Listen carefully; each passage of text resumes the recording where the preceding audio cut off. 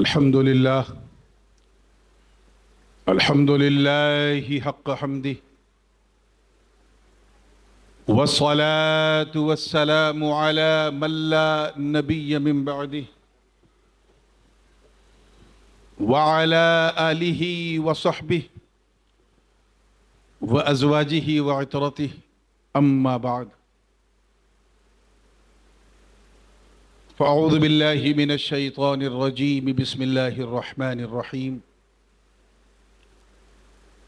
وإذا سألك عبادي عني فإني قريب أجيب دعوة الداع إذا دعان صدق الله العلي العظيم وبلغنا رسوله النبي الأمين الأمي الكريم ونحن على ذلك لمن الشاهدين والشاكرين والحمد لله رب العالمين۔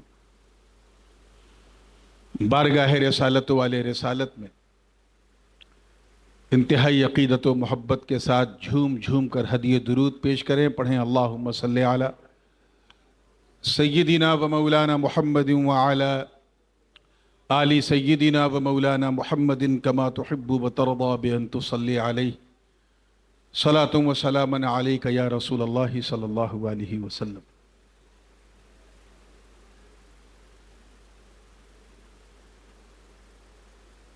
میری ملت کی عظیم بہنیں، بچیوں اور میری مائیں، یہ دوسرا موقع ہے جب میں آپ سے روبرو ہوں، اور مجھے خوب اچھی طرح احساس ہے اس بات کا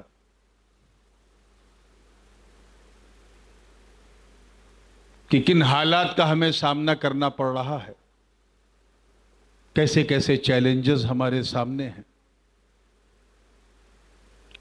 اور پچھلی بار جب میں حاضر ہوا تھا تو میں نے کن کن گوشوں پر گفتگو کی تھی۔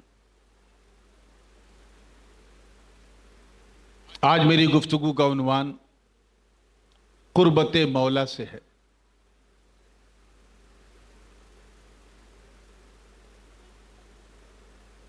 کہ ہم اللہ کا قرب کس طرح حاصل کریں۔ It doesn't make any difference whether you are man or woman, you have to get closer to Almighty Allah۔ اللہ پاک ارشاد فرماتا ہے وَإِذَا سَأَلَكَ عِبَادِي عَنِّي فَإِنِّي قَرِيب۔ اپنے محبوب کو مخاطب فرما کے کہ اے میرے محبوب، او مائی بیلوڈ، اے میرے پیارے، اگر میرے بندے آپ سے کچھ پوچھیں تو میں قریب ہوں، میں دور نہیں ہوں اپنے بندوں سے، اور اتنا قریب ہوں، اتنا قریب ہوں، اتنا قریب ہوں کہ جب مجھے آواز دینے والا آواز دیتا ہے، پکارنے والا جب مجھے پکارتا ہے تو میں اس کی پکار کا جواب دیتا ہوں۔ بلا شبہ اللہ کی ذات ہم سب سے قریب ہے۔ اس کی قربت کا عالم یہ ہے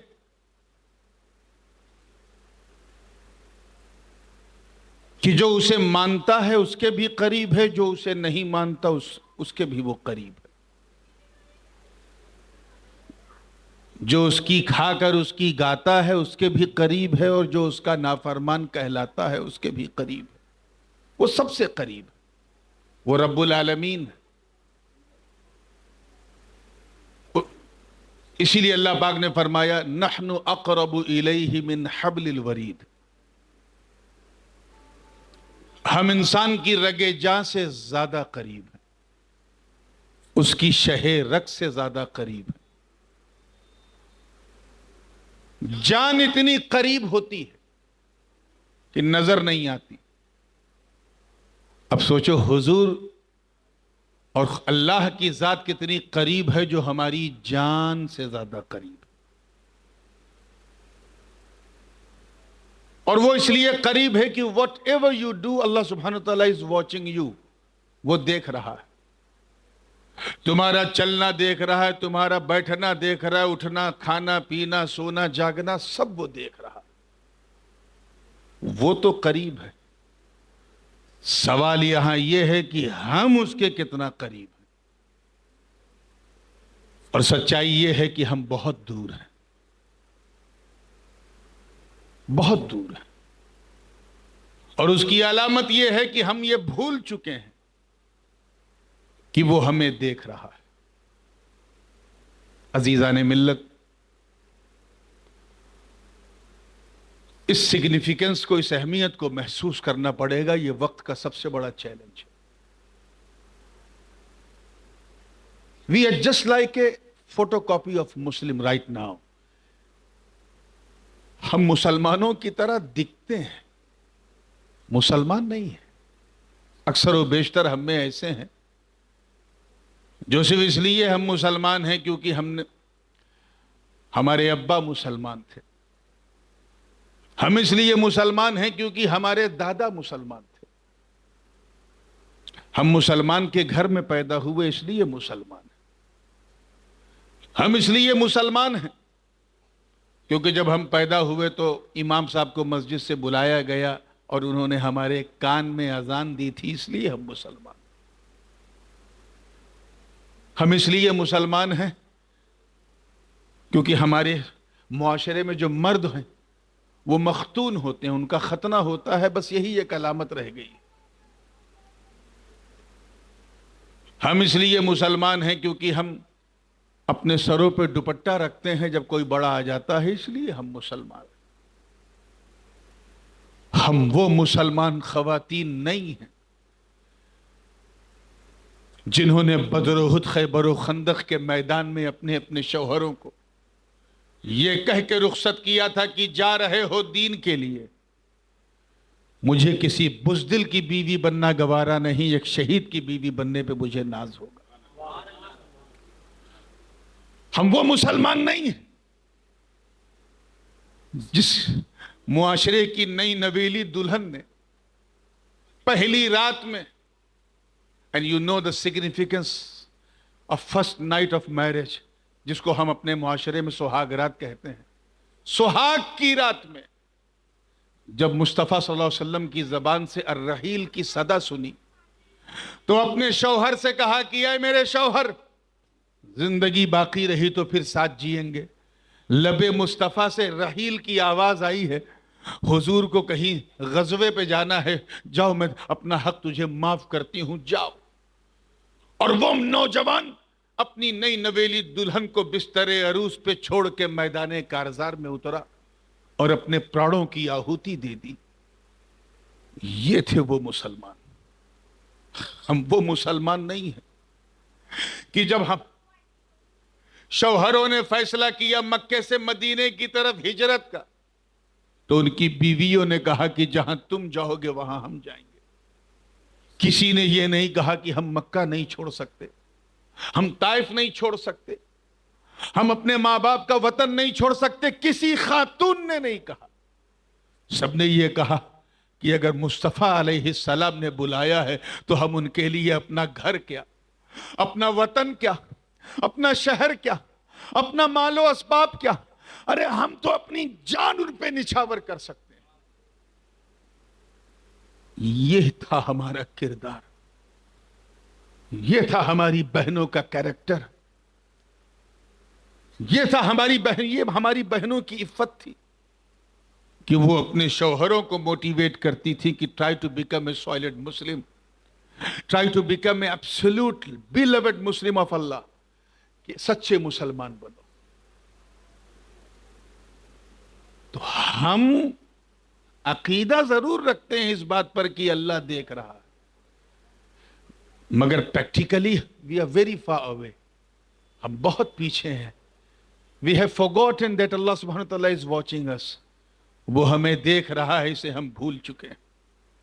میں اپنی بہنوں کو پھر کہوں گا کیونکہ ان کی عادتیں ہوتی ہیں، اور ابھی بھی میں اپنے کان میں محسوس کر رہا ہوں کہ کہیں نہ کہیں سے چوچو چوچو کی آواز آ رہی ہے، لیکن ذرا سنجیدگی سے اس انتہائی سنجیدہ موضوع کو سنیں تو انشاءاللہ تعالی جس مقصد کے تحت میں بات کر رہا ہوں وہ مقصد بھی حل ہو جائے گا۔ آپ لوگ تو سن رہے ہیں نا، جو میرے سامنے مرد بیٹھے ہیں، ہے نا، آپ کم سے کم آپ ہی سننے کا احساس دلائیے. اللہ ہم سے قریب ہے، نو ڈاؤٹ، مگر سچی بات یہ ہے کہ ہم بہت دور ہیں. ہمیں ایک سیکنڈ کے لیے بھی اس بات کا احساس نہیں ہوتا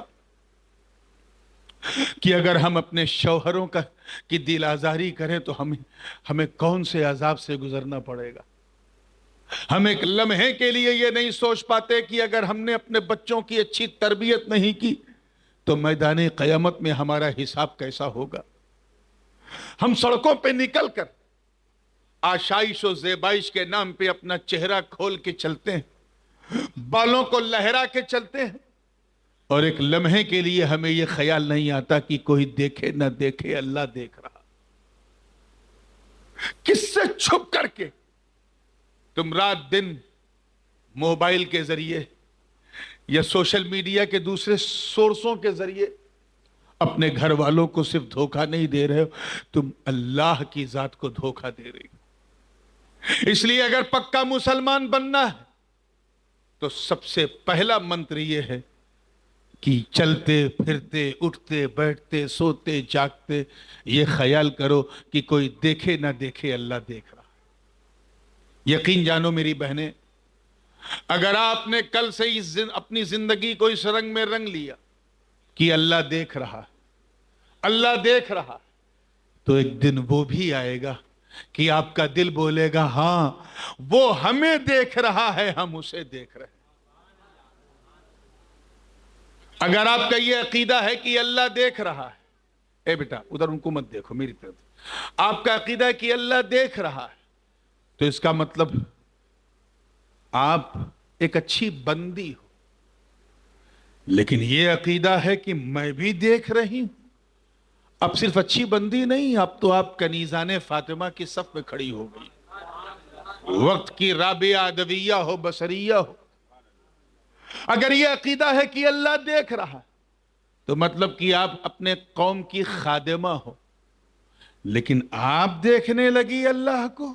اب آپ خادمہ نہیں، آپ اپنے سماج اور اپنی جماعت کی مخدومہ ہو. تو اپنے کیریکٹر کو بنانا ہے تو سب سے پہلے یہ تصور کرو کہ اللہ دیکھ رہا. میرے یقین جانو میری بہنوں، میری بچیوں، کہ اگر آپ نے اس چیز کو اپنی زندگی میں انالائز کرنا شروع کیا کہ وہ دیکھ رہا ہے، تو آپ اگر بناؤ سنگار بھی کرو گی تو کسی غیر محرم کے لیے نہیں، اپنے محرم اپنے شوہر کے لیے کرو گی. سڑکوں پہ نکلو گی تو یہ سوچ کے نکلو گی کہ میں آزاد چیز نہیں، کسی کی امانت ہوں، کسی کی بیٹی ہوں، کسی کی بہن ہوں، کسی کی بیوی ہوں. جب آپ اسکول جاؤ گی، کالجز میں جاؤ گی، پڑھو گی تو ہمیشہ آپ کے کیریکٹر کو، آپ کا کیریکٹر آپ کے سامنے چیلنج بن کے آئے گا کہ تم کنیزان فاطمہ کی صف میں ہو، تم رابعہ ادویہ کی سیرت پہ چلنے والی خاتون بنو. ایسی خاتون بنو کہ جب تم سڑکوں پہ چلو تو تمہیں دیکھنے والا غیر بھی یہ کہہ دے ارے جب کنیز فاطمہ کا یہ عالم ہے تو جناب فاطمہ کا عالم کیا ہوگا. جب کنیز عائشہ کا یہ عالم ہے تو جناب عائشہ کا عالم کیا ہوگا. جب کنیز خدیجہ کا یہ عالم ہے تو جناب خدیجہ کا عالم کیا ہوگا. جب کنیز رابعہ کا یہ عالم ہے تو حضرت رابعہ کا عالم کیا ہوگا. اپنے کردار، اپنے کیریکٹر سے اسلام کی تبلیغ کرو، اپنے آپ کو پریکٹیکل مسلم بناؤ. چلتے پھرتے اٹھتے بیٹھتے all the time you must show yourself as a Muslim, practical Muslim. ہم وہ مسلمان ہیں جو صرف نماز کے وقت مسلمان نہیں ہوتے، 24/7 around the clock we are Muslim. اور ایسے مسلمان کہ تمہیں دیکھ کے لوگ کہیں کہ جب بندہ ایسا ہے تو مولا کیسا ہوگا، امتی ایسا ہے تو نبی کیسا ہوگا، مرید ایسا ہے تو اس کا پیر کیسا ہوگا. دوسری چیز، یہ چیز آتی کہاں سے، یہ چیز ڈیولپ کہاں سے ہوتی ہے؟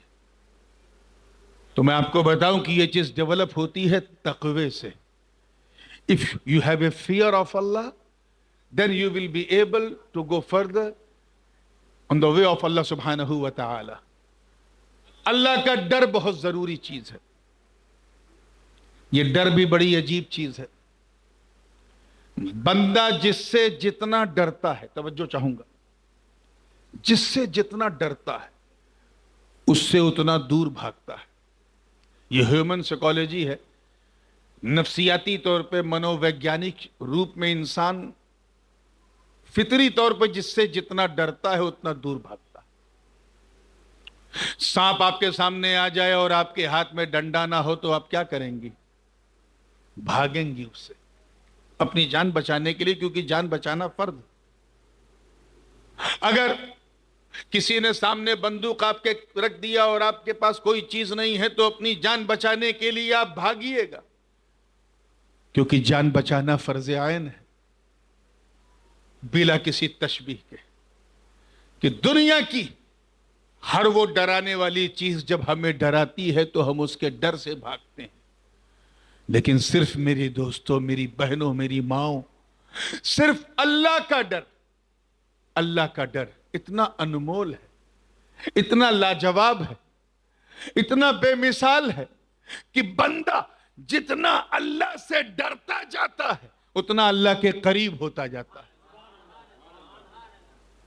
So if you want to get closer to Almighty Allah, then you have a fear of Allah subhanahu wa ta'ala.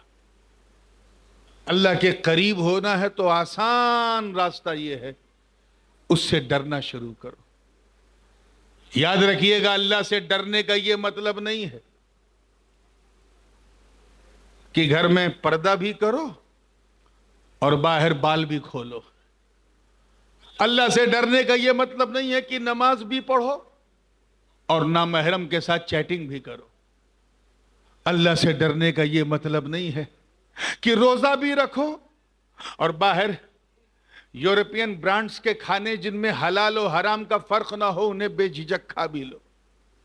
اللہ سے ڈرنے کا یہ مطلب نہیں ہے کہ زکوٰۃ بھی نکالو اور سونے کو صرف اس لیے جمع کرو تاکہ تمہارے کام آئے، دین کے کام نہ آئے. اللہ سے ڈرنے کا یہ مطلب نہیں ہے کہ قرآن بھی پڑھو اور جھوٹ بھی بولو. اللہ سے ڈرنے کا یہ مطلب نہیں ہے کہ اپنے دوستوں کا خیال بھی رکھو اور اپنے شوہر کی نافرمانی بھی کرو. اللہ سے ڈرنے کا مطلب یہ ہے کہ اپنے آپ کو ایسا پریکٹیکل مسلمان بنا لو کہ تمہیں دیکھنے والا یہ نہ کہے کہ مسلمان عورت جا رہی ہے، بلکہ یہ کہے کہ یہ تو چلتا پھرتا اسلام جا رہا ہے. چلتا پھرتا اسلام جا رہا ہے. میری عزیز بیٹیوں اور بچیوں، میری ماؤں، آج کل ہم الگ الگ چیلنجز کا سامنا کر رہے ہیں. میں نے پچھلے سال بھی عرض کیا تھا اور اس سال بھی تھوڑا سا اشارہ کر کے میں گزروں گا کہ یہ جو آزمائشیں آتی ہیں، یہ ساری آزمائشیں ہماری اپنی کرتوتوں کا پھل ہے. ہماری اپنی حرکتیں ہیں، کرتوتیں ہیں. اللہ پاک ارشاد فرماتا ہے ظہر الفساد فی البر والبحر بما کسبت ایدی الناس لیذیقہم بعض الذی عملوا لعلہم یرجعون. یعنی پوری دنیا میں فتنہ و فساد بپا ہو گئے صرف تمہاری اپنی کرتوتوں کی وجہ سے، اپنی حرکتوں کی وجہ سے. you got disappointed, you became loser because you have done lot of sins and evils. بہت گناہ کیے. اللہ پاک فرماتا ہے لیذیقہم بعض الذی عملوا، اور ہم ان پریشانیوں کا مزہ تمہیں چکھاتے ہیں تاکہ تم مزہ چکتے چکتے اللہ کی بارگاہ میں رجوع کرو. یہ جو آزمائشیں آتی ہیں یہ کیوں آ رہی؟ کیوں؟ کیونکہ اللہ کی رحمت کو یہ گوارا نہیں ہے کہ ہم جہنم میں جائیں. یاد رکھیے گا، اللہ کے رسول علیہ السلام فرماتے ہیں کہ ایک ماں اپنی اولاد سے بہت محبت کرتی ہے اور اتنی کرتی ہے کہ اس کی محبت کو محبت کہنا بھی بڑا ہلکا معلوم ہوتا ہے. اسی لیے اردو اور ہندی زبان نے مشترکہ طور پہ ایک نئے لفظ کو یہاں پیدا کیا جس کو ہم ممتا کہتے ہیں. اردو میں مامتا اور ہندی میں ممتا کہتے ہیں. یہ جو ممتا ہے نا، یہ اللہ نے صرف عورت کو دیا ہے، ماں کو دیا. یہ بڑی بے نظیر چیز ہوتی ہے. لڑکا چاہے لچا ہو، لفنگا ہو، آوارہ ہو، بمبئی کی زبان میں ٹپوری ہو، تب بھی اپنی ماں کی آنکھوں کا تارا ہوتا ہے. کیونکہ جو ماں کی ممتا ہے اور اس ممتا کا جو اٹریکشن ہے وہ اپنے بچے کی ہمیشہ حمایت کرتی ہے.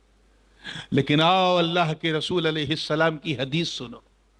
صحیح ستہ میں حضور صلی اللہ علیہ وسلم فرماتے ہیں کہ اللہ اپنے بندوں سے ان کی ماؤں سے 70 گنا زیادہ محبت کرتا ہے. پھر میں دوہرا دوں، اللہ اپنے بندوں سے ان کی ماؤں سے 70 گنا زیادہ ان سے محبت کرتا ہے. اب ظاہر سی بات ہے، جب ماں دنیا کی آگ کے سامنے ہمیں جلنے نہیں دیتی تو رب تعالی جہنم کی آگ میں ہمیں کیوں جلائے گا؟ تو اس کی رحمت کا تقاضا یہ ہے کہ اے میرے بندوں، تم نیکیاں کرو تاکہ میرے عذاب سے بچو، خیرات کرو تاکہ میری جہنم سے بچو. لیکن ہمارے پاس جنت میں جانے کا کوئی مال، کوئی اسباب، کوئی عمل نہیں. تو ایسے موقع پہ اللہ تعالی ہمیں جو ہے مصائب و آلام اور آزمائش میں مبتلا کر دیتا ہے. وہ آزمائشیں بھی الگ الگ طریقے کی آتی ہیں. کبھی تو وہ آزمائش آتی ہے سارے پیسے چھین کے آتی ہے. دیکھیں غربت میں مجھے کتنا یاد کرتا ہے. اور کبھی وہ آزمائش بہت زیادہ پیسہ دے کے آتی ہے کہ میں نے اسے ملٹی بلینر بنا دیا، دیکھیں یہ پیسے کی چمک میں مجھے بھول تو نہیں گیا. کبھی بیماری کے ذریعے، کبھی وباؤں کے ذریعے، کبھی بلاؤں کے ذریعے، کبھی فتنہ ارتداد کے ذریعے کہ ہماری ماں بہنیں غیروں کے حوالے ہوتی جا رہی ہیں. الگ الگ طریقے سے ہمارا معاشرہ آزمائش کو جھیلتا ہے. ایسے موقع پہ ثابت قدمی سب سے بڑی دولت ہے میرے دوستو. اب اگر ایسی مصیبت آئے تو شکایت کرنے کا ہمیں کوئی حق نہیں. We don't have a right to ask Allah subhanahu wa ta'ala that why you have done. تو نے ایسا کیوں کیا؟ ایسا کہنے کا ہمیں میرے دوستوں کوئی حق نہیں ہے. بلکہ ہمیں اپنے گریبان میں جھانکنا پڑے گا کہ آخر ہم سے وہ کون سی غلطی ہوئی ہے کہ اللہ نے ہمیں ایسی آزمائش میں مبتلا کیا ہے. یاد رکھیے گا، حجاج بن یوسف، اس کے ظلم کو کون نہیں جانتا؟ بنی امیہ کے زمانے کا سب سے کرو شاشک اور گورنر، بصرہ کا گورنر حجاج بن یوسف تھا. اتنا ظالم تھا کہ صحابہ اور تابعین کے خون سے اپنے ہاتھ کو رنگے ہوئے تھا. اتنا ظالم تھا کہ مسلمان کے گھر کی عورتوں کو اس نے اپنی کنیزیں بنائے رکھا تھا. اتنا ظالم تھا کہ اس کے ظلم اور بربریت کے سامنے یزید کو بھی لوگ ہلکے میں لیتے ہیں، وہ اتنا ظالم تھا. حضرت خواجہ حسن بصری رضی اللہ تعالیٰ عنہ کی بارگاہ میں ان کا ایک مرید آیا اور کہا، حضور یہ اللہ حجاج بن یوسف کو ہٹا کیوں نہیں دیتا؟ توجہ، ہٹا کیوں نہیں دیتا؟ کرسی سے اتار کیوں نہیں دیتا؟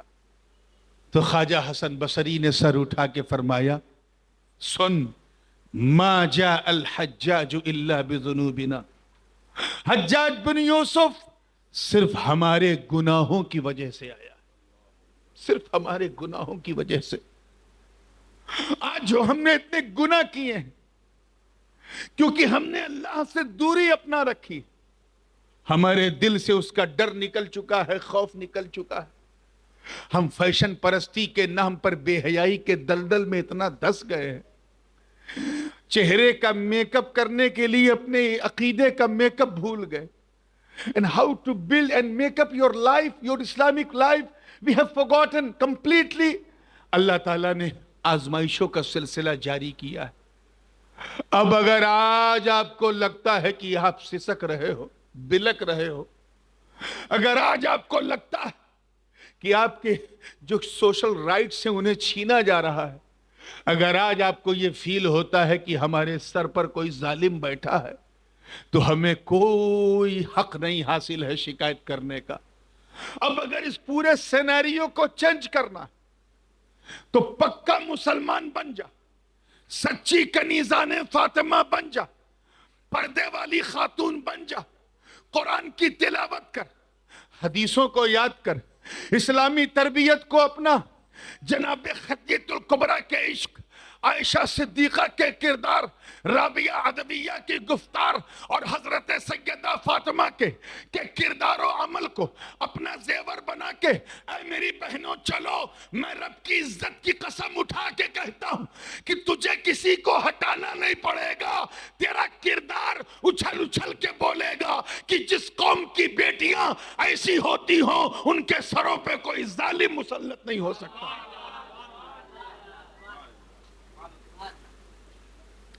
میں جرنلی مردوں میں بولتا ہوں، مردوں کا خطیب ہوں، لیکن آج میرا جی چاہ رہا ہے کہ اپنی بچیوں سے، بیٹیوں سے اور بہنوں سے مخاطب ہوں تو وہ سلگتے ہوئے ایشوز جو ہیں ان کے سامنے رکھو. واقعہ نگاری وغیرہ تو کتابوں میں لوگ پڑھتے رہتے ہیں، تو سب سے پہلا زینہ یہ ہے کہ اللہ سے ڈرنا شروع کرو تاکہ تم اللہ کے قریب ہو جاؤ. دوسرا، the most easiest way to get closer to Allah، بہت ہی آسان راستہ یہ ہے کہ قرآن پاک کی تلاوت کرو. آج ہماری بہنیں، ان کے پاس بہت ٹائم پڑا ہے، میرے پاس فون آتے ہیں، میسیجز آتے ہیں. پہلے تو ہندوستانی سیریل سے قوم پریشان تھی، اب پاکستانی سیریل کا غلبہ آ گیا، اور یوٹیوب کے نام پر پورا گھر جو ہے وہ ڈرامہ کا مرکز بنا ہوا ہے. پہلے اپنی لائف سٹائل سے اس طرح کے بے حیا سیریلز کو نکالنا پڑے گا اور قرآن پاک کی تلاوت کرنا پڑے گا. When you wake up early in the morning and you are pious، پاک ہو، make wuzu and perform your فجر صلاح and immediately start reading قرآن. اور قرآن پاک کو اس طرح سے پڑھو، اس طرح سے پڑھو کہ جب تم قرآن پڑھو تو صرف تلاوت کی غرض سے نہیں. حضرت جناب سیدہ فاطمہ زہرا سلام اللہ علیہا فرماتی ہیں کہ میں قرآن کی آیت کے آگے آیت اس وقت تک نہیں پڑھتی جب تک مجھے پچھلی آیت کا مفہوم سمجھ میں نہ آ جائے. یعنی قرآن کو سمجھ سمجھ کے پڑھو. کیا کر کے پڑھو؟ سمجھ سمجھ کے پڑھو. یعنی ترجمہ قرآن کے ساتھ قرآن پڑھو. اب تو اردو میں تفسیریں آ گئی ہیں، خود میرے بڑے ابو حضرت مدنی میاں صاحب نے تفسیر اشرفی لکھا ہے، کم سے کم 1-2 رکوع اسی سے پڑھو. میرا یقین جانو میری بچیوں کہ جب آپ قرآن پاک کو سمجھ سمجھ کے پڑھو گی تو زیادہ دن نہیں لگے گا، تم پڑھتی جاؤ گی اور اللہ کے قریب ہوتی جاؤ گی. تیسرا راستہ ہے نیکیاں کرو، اور وہ بھی چھپ چھپ کے کرو. نیکیاں، try to hide yourself when you give something to anybody. کسی کو کچھ دینا ہے، یعنی صدقہ ہی دینا ہے، نیکی کرنا ہے، تو اگر داہنے ہاتھ سے دینا ہے تو اس طرح دو کہ لیفٹ ہینڈ کو پتہ نہ چلے. چھپ چھپ کے عبادت کرو. ہماری بہنوں کے لیے، مردوں کے لیے تو بڑا مشکل ہے چھپ کے عبادت کرنا، کیونکہ ان کے لیے جماعت فرض ہے. بہنوں کے لیے تو اللہ تعالیٰ نے رعایت دی. تمہیں اعتکاف کرنا ہے تو بھی گھر میں کر سکتی ہو، نماز پڑھنا ہے گھر میں پڑھ سکتی ہو، تمہیں وہی ثواب ملے گا جو ایک مرد کو مسجد میں ملتا ہے. کتنی آسانی عورتوں کے لیے اسلام میں ہے. ہم باہر جائیں گے تب ہمیں وہ ثواب ملے گا، یہ اپنے گھر میں پڑھ لیں گی ان کو وہی ثواب ملے گا. مگر چھپ چھپ کے پڑھو. جو فرائض ہیں وہ تو ٹھیک ہے، لیکن جتنا چھپ کے اللہ کو راضی کرو اتنی جلدی اللہ تعالیٰ راضی ہوتا ہے. حضرت علی کرم اللہ وجہ فرماتے ہیں کہ اگر، توجہ سے سنیے گا، اگر فرض نماز کا ثواب یعنی جماعت کے ساتھ نماز پڑھنے کا ثواب اگر زیادہ نہ ہوتا مولا علی فرماتے ہیں کہ اگر مسجد میں جا کر نماز پڑھنے کا ثواب زیادہ نہ ہوتا تو میں اتنا چھپ کے نماز پڑھتا کہ میری بیوی فاطمہ زہرا کو بھی پتہ نہ چلتا. کیوں؟ کیونکہ نماز کا تعلق بندے اور مولا سے ہے. چھپ چھپ کے نیکیاں کرو. کسی غریب کی شادی نہیں ہو رہی، مدد کی ضرورت ہے تو اتنا چھپ کے دو کہ اس کی ماں کو بھی پتہ نہ چلے. یہ تھوڑی نا کہ مائک پہ اعلان کر رہے ہیں کہ میں نے اتنا دیا. جتنا چھپ چھپ کے دان کرو گی اتنی جلدی اللہ کے قریب ہو جاؤ. چوتھا راستہ یہ ہے کہ اگر شیطان کے وسوسوں نے تجھے گھیرے رکھا ہے اور جب قربت کا خیال آتا ہے تو کوئی نہ کوئی حملہ شیطان کی طرف سے ہوتا ہے جس سے تم بہک جاتی ہو، تو اسلام نے کہا پھر ایسے موقع پہ اگر اللہ کے قریب ہونا تیرے لیے آسان نہیں ہے تو کم سے کم اللہ والوں کے قریب ہو جاؤ، اس کے نبی کے قریب ہو جاؤ، صحابہ تابعین کے قریب ہو جاؤ، غوث و خواجہ کے قریب ہو جاؤ، اللہ کے نیک بندوں کے قریب ہو جاؤ. رب تعالیٰ فرماتا ہے وَاتَّبِعْ سَبِيلَ مَنْ أَنَابَ إِلَيَّ، کہ اس کے پیچھے چل جس کا راستہ میری طرف آتا ہے. تو اگر مولا کی قربت نہیں ہو پا رہی ہے تو مولا کا کرم جس بندے پہ ہے اس سے قریب ہو جا. ارے آپ بھول گئے کہف کے اصحاب کا کتا کیا نیکی تھی؟ پیچھے ہی تو چلا تھا، مگر پیچھے چلنے نے اسے کیا بنا دیا کہ اسے اس بے زبان جانور کو اللہ نے انسان کی زبان دے دی اور وہ جنت النعیم میں اس کا مستقر بنا دیا. آج اس کتے کا نام قطمیر اگر کاغذ پہ لکھ کے گلے میں لٹکا لو تو اسے تعویذ کہا جاتا ہے. یہ صرف صحبت اولیاء کا فیض ہے میرے دوستوں. پانچواں جو ہے وہ خاص ہماری بہنوں کے لیے ہے. حضرت جنید بغدادی، حضرت سری السقطی، حضرت ابو بکر شبلی وغیرہ کا جو موقف ہے، خود میرے سرکار مخدوم اشرف جہانگیر سمنانی فرماتے ہیں کہ ہماری بہنوں کے لیے تو اللہ نے بالکل شارٹ کٹ راستہ دیا ہے قریب ہونے کا. کون سا راستہ؟ بالکل شارٹ کٹ. ہم لوگوں کو تو بڑا لانگ کٹ جانا پڑتا ہے. بچیوں کے لیے شارٹ کٹ کیا؟ انہیں اللہ کے قریب ہونا ہے تو بس اپنے شوہر کی عزت کریں، اپنے شوہر کی تکریم کریں، اپنے شوہر کا احترام کریں. اس کی یہ جو آج کل ایک سوشل میڈیا کے ذریعے بدتمیزیاں پھیلائی جا رہی ہیں، اس سے دور ہو کے یہ سوچے کہ ہم مسلمان ہیں، ہمارے ہاں شوہر کا منصب مجازی خدا کا ہے. حضور صلی اللہ علیہ وسلم فرماتے ہیں کہ اللہ کے سوا اگر کسی مرد کا سجدہ کسی غیر کا سجدہ کرنا جائز ہوتا تو میں اپنی ملت کی بیٹیوں سے کہہ دیتا کہ اپنے شوہروں کا سجدہ کرو. کتنا شارٹ کٹ راستہ ہے کہ تیرا شوہر تجھ سے راضی ہو جائے، اللہ راضی ہو گیا. بالکل شارٹ کٹ یار، ایبسولوٹلی شارٹ کٹ. اور راضی ہونے کی مثال جو ہے جو بزرگوں نے فرمائی ہے وہ بھی بڑی کمال کی ہے. سبحانی میاں بڑی کمال کی. بزرگان دین فرماتے ہیں کہ شوہر تم سے راضی تھا، اس کی پہچان کیا ہے؟ تو پہچان جانتے کیا ہوتا ہے؟ کہا اگر تو سہاگن مرے، یعنی تیرا انتقال اگر پہلے ہو اور تیرا جنازہ تیرا اپنا خاوند اپنا شوہر جب اٹھائے تو اٹھاتے وقت اس کی آنکھوں سے اگر آنسو گر گیا تو سمجھ جاؤ وہ تجھ سے راضی تھا، وہ تجھ سے راضی تھا. کیوں؟ کیونکہ اللہ تعالیٰ شوہروں کے آنکھوں سے بہنے والے آنسوؤں سے ان کی بیویوں کے سارے گناہ دھو دیتا ہے.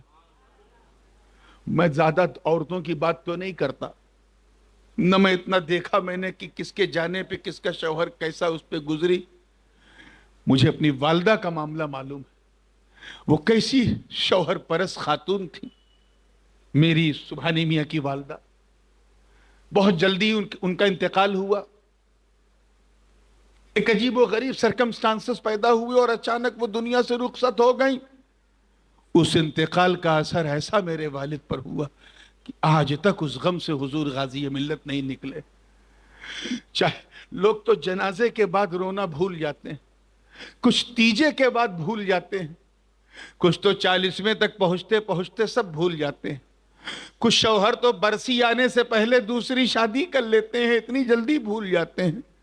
مگر اس مبشر النساء کے مقدر کو سلام، اس قسمت والی خاتون کو سلام، اس سیدہ طیبہ عفت مآب، اس خانواد اشرفیہ کے کوہ نور کو سلام کہ آج لگ بھگ 17-18 سال ہو گئے، آج بھی جب میری والدہ کا ذکر آتا ہے تو میرے والد کی آنکھیں بھر آتی ہیں.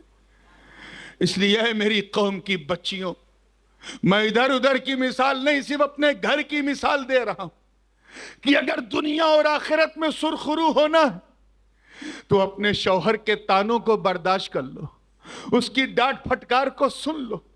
1-2 بار پھٹکارے گا، بار بار نہیں.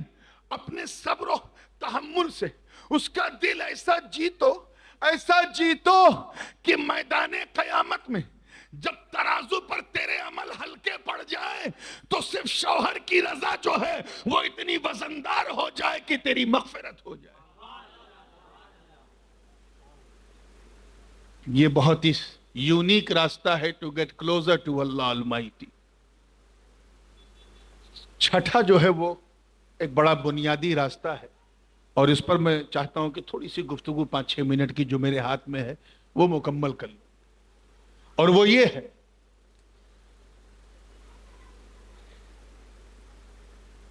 میں نے پچھلی بار ذکر کیا تھا، اگر آپ کو یاد ہوگا، کہ ایک چیز ہوتی ہے بیوٹی، ایک ہوتی ہے کوالٹی، ایک ہوتی ہے ریالٹی. کسی کو یاد ہے لاسٹ ایئر میں نے بچیوں کے اسی اجتماع میں اس کی تفصیل بیان کی تھی. ہم لوگ دنیا کی بیوٹی کے پیچھے بھاگ رہے ہیں، کچھ ایسے ہیں جو کوالٹی کے پیچھے بھاگ رہے ہیں، مگر جو اللہ والے ہیں وہ صرف ریالٹی کے پیچھے بھاگتے ہیں. اور ریالٹی یہ ہے کہ ہم اس دنیا میں پہلے تھے نہیں، بعد میں رہیں گے نہیں. تو جب ہم پہلے تھے نہیں، بعد میں رہیں گے نہیں، تو ہم ہیں کیوں؟ اور اگر ہیں تو کیوں ہیں؟ اس کیوں کے مقصد کو اگر سمجھ لیا تو دنیا میں آنے کا مقصد حل ہو جائے گا. یاد رکھیے گا، ایک چیز ہوتی ہے لو. کیا ہوتا ہے؟ لو یعنی محبت، پیار. اور ایک چیز ہوتی ہے لسٹ. اس پوائنٹ کو میں اپنی بچیوں سے کہوں گا، بہنوں سے ذرا توجہ سے سنیں. لسٹ یعنی واسنا، شہوت، ہرس، ڈیزائر، دونوں میں فرق ہے، زمین آسمان کا فرق. لو فی نفسی ہی بری چیز نہیں ہے، بہت اچھی چیز ہے، بڑی پیاری چیز ہے. لسٹ بری چیز ہے. کسی کو کھانے سے کوئی کھانا پسند آ جائے تو یہ اس کی پسندیدگی ہے، it looks that you love it, لیکن اس کھانے کے بغیر آپ کا جیون ہی نہیں. آپ دوسری چیز کھا ہی نہیں سکتے اس کے علاوہ. اب یہ لو نہیں ہے، یہ لسٹ ہے. کیا ہے؟ کچھ لوگ سمجھتے ہیں کہ لسٹ جو ہے وہ صرف سیکس میں ہوتا ہے. ایسا نہیں ہے. یہ سیکسول ایکٹ ہی میں لسٹ نہیں ہے. لسٹ ہماری نیتوں میں بھی ہوتا ہے، ہمارے عمل میں بھی ہوتا ہے.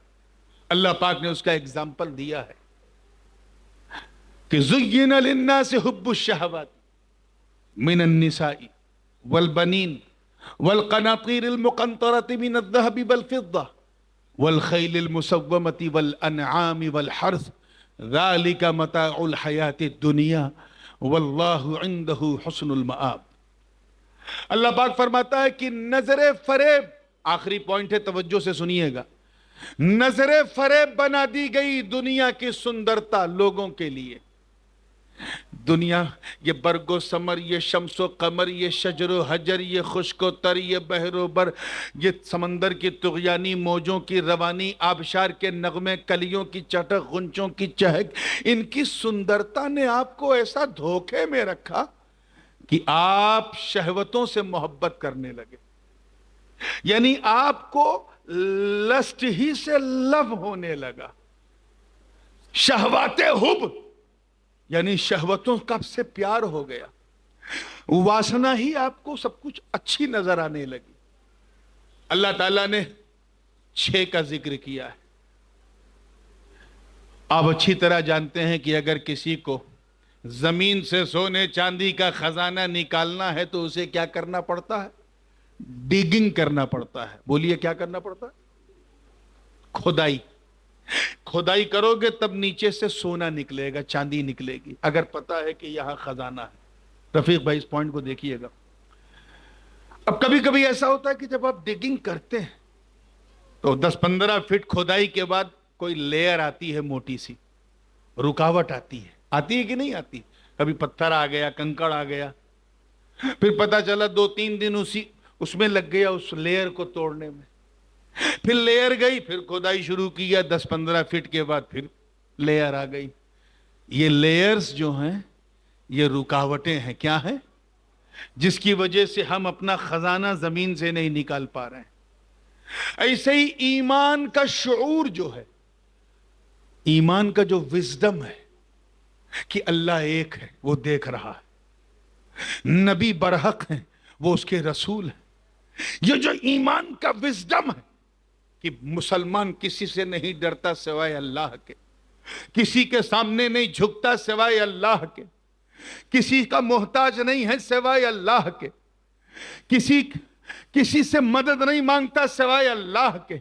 ये जो ईमान का विजडम है, इस विजडम का जो खजाना है वो हमारे दिल की जमीन के अंदर घुसा हुआ है, हम उसे भूले हुए हैं।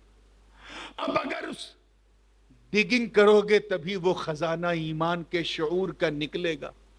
प्रॉब्लम यह है कि जब हम डिगिंग करते हैं तो हमें मोटी मोटी लेयर्स मिलती हैं जो डिगिंग करने से, खुदाई करने से हमें रोकती हैं। 6 लेयर्स का जिक्र कुरान में है। कितनी? 6 layers which comes in the way of digging. जब हम डिगिंग करते हैं तो वो 6 रुकावटें आती हैं। पहली रुकावट है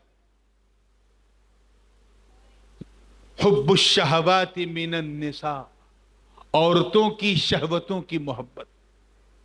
यानी मर्द के लिए औरत की शहवत, औरत के लिए मर्द की शहवत, मर्द के लिए औरत का सेक्सुअल अट्रैक्शन, औरत के लिए मर्द का सेक्सुअल अट्रैक्शन।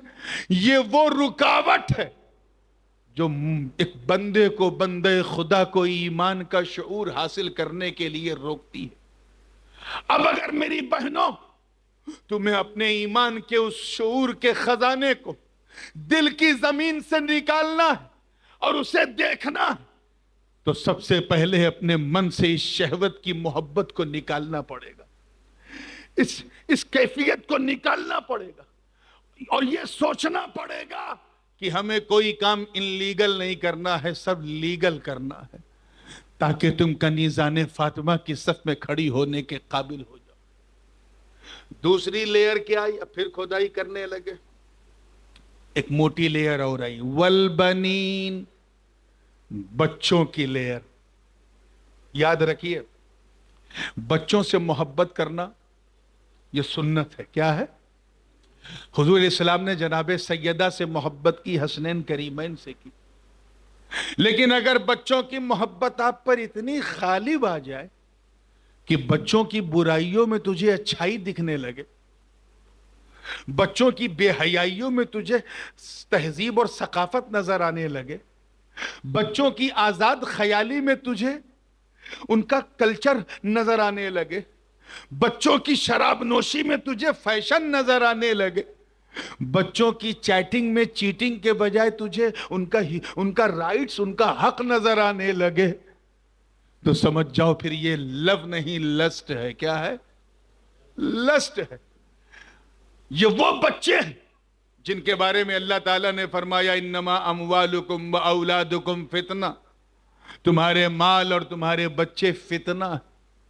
मर्दों में ये बीमारी है लेकिन औरतों में कई गुना ज्यादा है। औरतों में यह बीमारी इतनी ज्यादा है कि मां इतनी अंधी हो जाती है अपनी औलाद की मोहब्बत में कि ये जानते हुए कि उसकी औलाद लायक फरमा बरदार नहीं है, پھر بھی اس کا بیجا سپورٹ کرتی ہے اور یہ بھول جاتی ہے کہ اس سپورٹ کو اللہ دیکھ رہا ہے۔ اس لیے میرے دوستو، میری بہنوں، if you want to get closer to Allah، اگر اللہ کے قریب ہونا ہے تو اپنے بچوں سے ان کا محبت کرو، لو کرو، لسٹ نہ کرو۔ تیسری مثال بھی عورتوں ہی سے جڑی ہوئی ہے، وَالْقَنَاطِيرِ الْمُقَنطَرَةِ مِنَ الذَّهَبِ وَالْفِضَّةِ، یعنی سونے چاندی کے جو ڈھیر اکٹھا کرنے کا ہماری بہنوں کو شوق ہے۔ اس کے پاس 3 سیٹ ہے، میں 4 لوں گی۔ اس کے پاس 4 ہے، میں ایک اور لوں گی۔ اس کے پاس 8 ہے، میں 9 لوں گی۔ اس کا 18 کیرٹ کا ہے، میں 20 کیرٹ کا لوں گی۔ اس نے 20 کیرٹ کا ہار لیا، میں 24 کیرٹ کا لوں گی۔ یہ جو منافسہ سونے چاندی کا کوئی اکٹھا کرنے میں ہے، میری بہنوں، کاش یہ عبادت میں ہو جائے تو مزہ آ جائے۔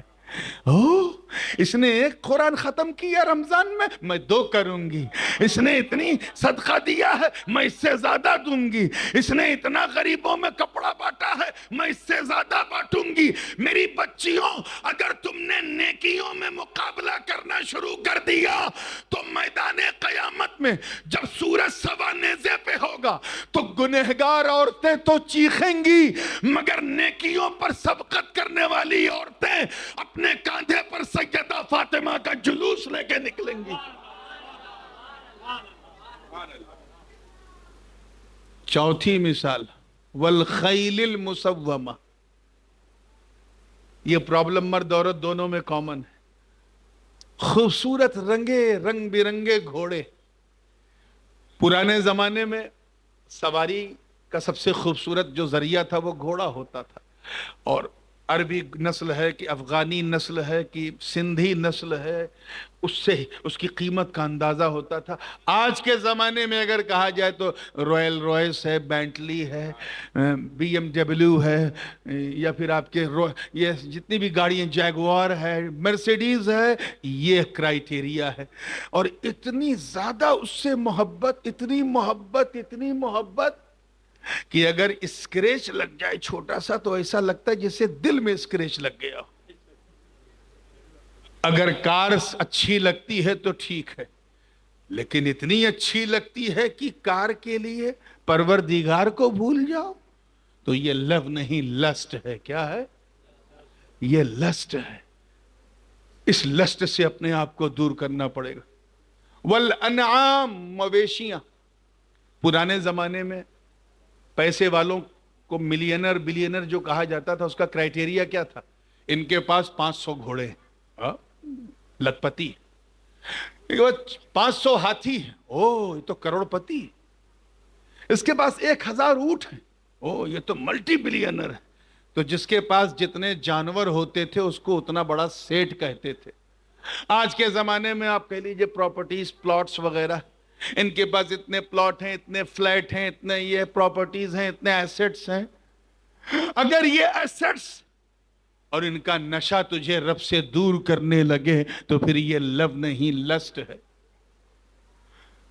last but not the least، والحرث، کھیتیاں۔ آج بھی پرابلم ہے، بھائی بھائی میں لڑا دیتی ہیں کھیتیاں۔ یہ تیرا کھیت، یہ میرا کھیت، یہ تیرا گھر، یہ میرا گھر، یہ میرا حصہ، یہ تیرا حصہ۔ اگر اتنی ہو جائے کہ ایک دوسرے کا حق مارنے لگو تو پھر اب یہ لو نہیں، یہ لسٹ ہے۔ اب اگر کامیاب ہونا ہے تو ان ساری چیزوں سے زیادہ اپنے رب سے محبت کرنا پڑے گا، اس کے رسول سے محبت کرنا پڑے گا۔ یاد رکھنا، لو اور لسٹ میں فرق ہے۔ لو جس سے ہوتا ہے اس کے بغیر انسان رہ سکتا ہے، لیکن اگر کسی سے لسٹ ہو جائے تو اس کے بغیر رہنا ممکن نہیں۔ اور یہ تب ہوتا ہے جب اسے آپ دل دے دیں۔ آج ہماری بچیوں میں، بچوں میں بھی، نوجوانوں میں ایک بیماری پھیل گئی ہے، ایک دوسرے کو دل دینا۔ یہ دل نہ ہو گیا جیسے فٹ بال ہو گیا ہے، کبھی اس پالے میں کبھی اس پالے میں۔ اور اب تو واٹس ایپ میں ایموجیز کے ذریعے ادھر ادھر دل ایک دوسرے کو دیتے ہیں۔ کسی فوٹو کو لائک کرنا ہوتا ہے تو دل لگا کے لائک کرتے ہیں۔ دل کو کتنے گھٹیا، چپ کر، ختم کر دوں کیا میں یہ سب؟ بالکل یہ بھوکی بیٹھی ہیں کیا؟ لا حول ولا قوت. یہ پردے کی وجہ سے اصل میں اور ساری عورتوں کو پردے میں کر دینا چاہیے اور پردہ ہٹا دینا چاہیے، تب خاموش رہیں گے. توجہ ہے نا آپ لوگوں کی؟ تو دیکھیے آخری جملہ ہے، کبھی اس پالے میں کبھی اس پالے میں دل نہیں دل ہو گیا، کبھی ادھر کبھی ادھر. میرے دوستوں، دل تو ہم اپنی ماں کو بھی نہیں دے سکتے، چہ جائے کو کسی غیر کو دیں. دل بڑی نازک چیز ہے. آپ کو کچھ بھی کسی کو دینا ہے، جو چاہو دے دو، لیکن دل نہیں. دل پہ صرف دلدار کا حق ہے، صرف پروردگار کا حق ہے، صرف احمد مختار کا حق ہے، صرف ان کے چار یار کا حق ہے، صرف اہل بیت اطہار کا حق ہے، صرف اللہ کے یار کا حق ہے. دل اسے دیا جاتا ہے جو دل توڑے نہ. ایک کانچ کے گلاس کو دل دے دو گے نا تو دل اٹکا رہے گا، کہیں گلاس ٹوٹا تو نہیں، ٹوٹا تو پتہ چلا دل ٹوٹ گیا. ایسی نازک چیز کو ہم نے دل دیا جس کے ٹوٹنے کا دل ہو ڈر رہتا ہے. اس لیے اسلام کہتا ہے کہ دل کسی دنیا دار کو نہ دو جو توڑ دے، دل دینا ہے تو پروردگار کو دو، احمد مختار کو دو، ان کے چار یار کو دو. میرے دوستو، دل پہ دلدار کے ہر وقت نظر رہتی ہے. ان کی سرکار میں کچھ بھی نہیں نیت کے سوا. اب 2 منٹ میں بات کو، بلکہ 1 منٹ میں بات کو فنش کر رہا ہوں. یہ راز تب کھلا جب بندے کو قبر تک پہنچایا گیا. پتہ چلا کہ جس کو اس نے دل دیا تھا سب نے اس کا ساتھ چھوڑ دیا. نہ مکان اس کے ساتھ، نہ دکان اس کے ساتھ، نہ کھیت کھلیان اس کے ساتھ، نہ بیوی اس کے ساتھ، نہ بچے اس کے ساتھ، نہ ایسٹس اس کے ساتھ، نہ مال و دولت اس کے ساتھ. حد تو یہ ہے کہ اس کی ماں بھی اس کے ساتھ نہیں. اب قبر کی تنہائی میں وہ اجالے کی بھیک مانگ رہا تھا کہ اچانک مصطفیٰ کی رحمت جلوہ گر ہوتی ہے. حضور فرماتے ہیں گھبرا مت، تو نے دل مجھے دیا ہے نا تو گھبرا مت، میں اتنا قریب ہوں کہ جہاں تیری ماں تیرا ساتھ نہ دے وہاں بھی میری رحمت تیرے ساتھ ہے. تو اس لیے ہمیشہ یہ خیال کرتے رہنا چاہیے کہ ہمیں کسی کو جواب دینا ہے، کہیں اس مقصد کو پورا کرنا ہے. مولا کریم ہم سب کو سچی پکی دین کی خادمہ، مبلغہ، خالصہ، مخلصہ، مومنہ، مسلمہ بنا کے زندہ رکھے اور ایمان پر ہی خاتمہ نصیب فرمائے. وآخر دعوانا ان الحمدللہ رب العالمین. السلام علیکم.